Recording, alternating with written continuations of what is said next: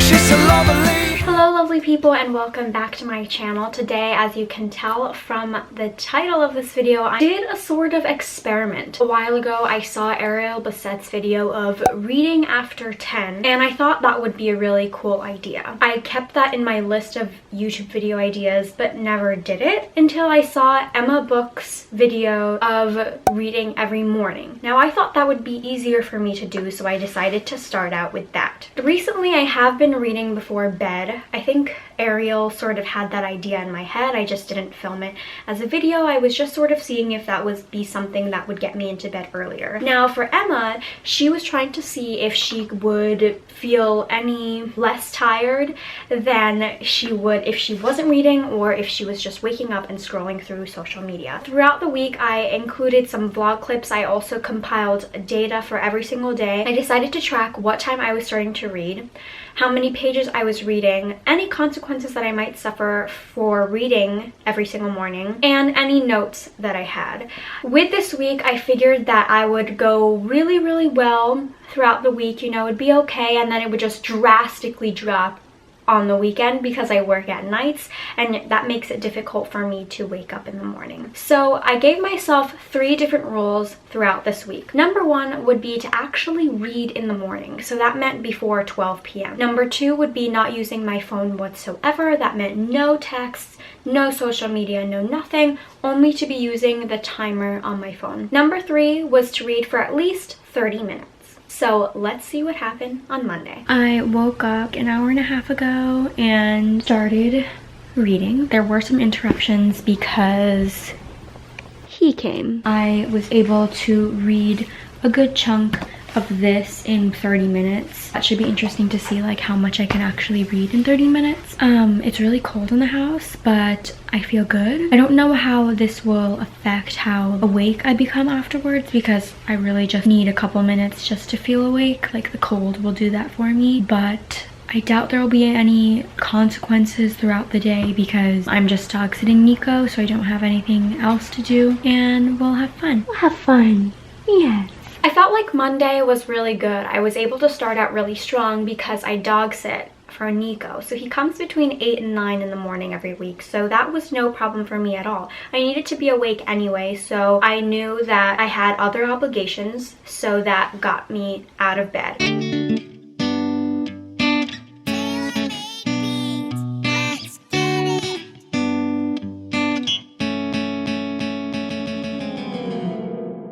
I'm tired. I stayed up later than usual to read my book. So I woke up and I snoozed my alarm, but knowing that I had to read when I woke up sort of forced me to stay awake or wake up because I was about to sleep past 12 p.m. But I ended up checking my phone once. I had a text from my mom. Next day, on Tuesday, that also went really well. But like you saw, I checked my text from my mom. She was in Japan, so I missed her. I didn't reply or anything, but I did read the text on my screen before realizing that, oh, I'm not supposed to be doing that. Like, you know how you wake up and your notifications are there? But that was fine. That was about the only little blip that happened.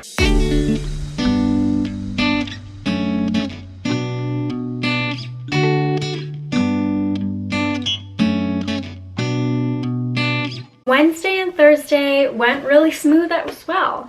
I was feeling really good about myself because I was like, this is so easy. Like, I am doing really well. This ain't so bad, especially if it's before 12 p.m. I don't need to be anywhere. My work schedule is late, so it's not like I need to be up any earlier than usual, and everything was fine.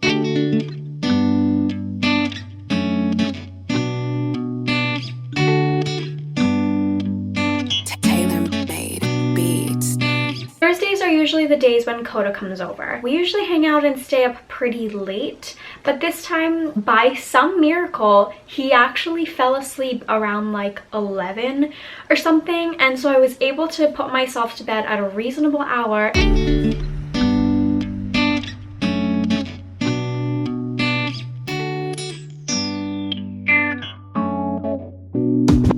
woke up on Friday before 12 p.m. able to do my 30 minutes of reading. Today was okay. Coda actually got tired very early on in the night, so we didn't stay up as late as we typically do. I did sleep later than I did this entire week and woke up later, so I got a later start. I set my alarm for like 11:30 or something, but I snoozed, and the only thing that like got me out of bed was one, that I had to go to the bathroom, and two was that I wanted to read before 12 p.m. Now I can't say what's going to happen for the weekend because Coda and I now have work, and we always wind down for quite some time after coming back, and this is also like the only time that Coda and I get to spend together, so I don't want to just have to prioritize reading because that's something I do all the time anyway, so I can't really say what's going to happen. But so far into Friday, this challenge or experiment is going very well for me.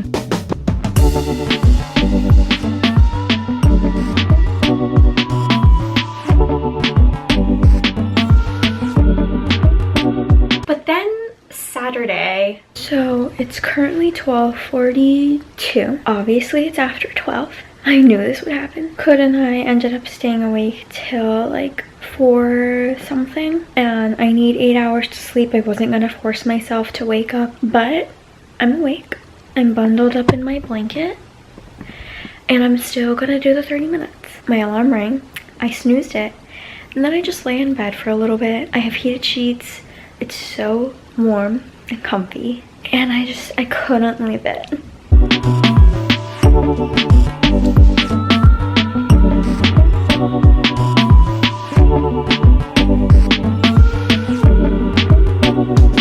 Obviously, I woke up past 12 p.m. and so that rule sort of went out the door. I still did my 30 minutes of reading and stayed away from my phone, but it was difficult for me. I don't remember how late we stayed up until on Friday, but after work, we do like to unwind, so we don't usually get to bed until quite late. And Sunday,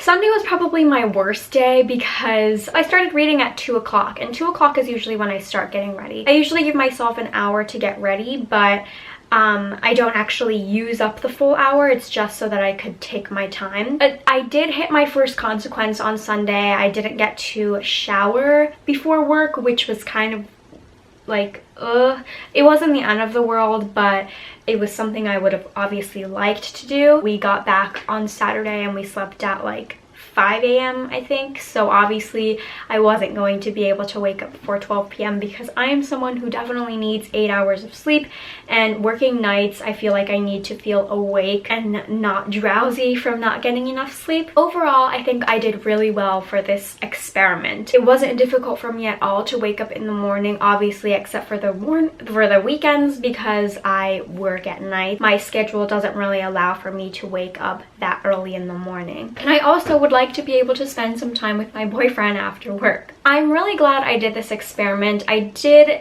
find that it was harder to wake up per se, or push myself to even put my arms out of my blankets because my heated sheets were just way too comfy in this colder season. So maybe I could try again maybe in like the spring or summer to see if that changes anything.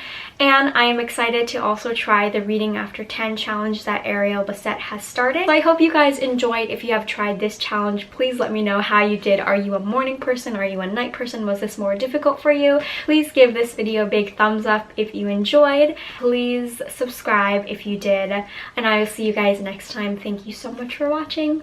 Bye!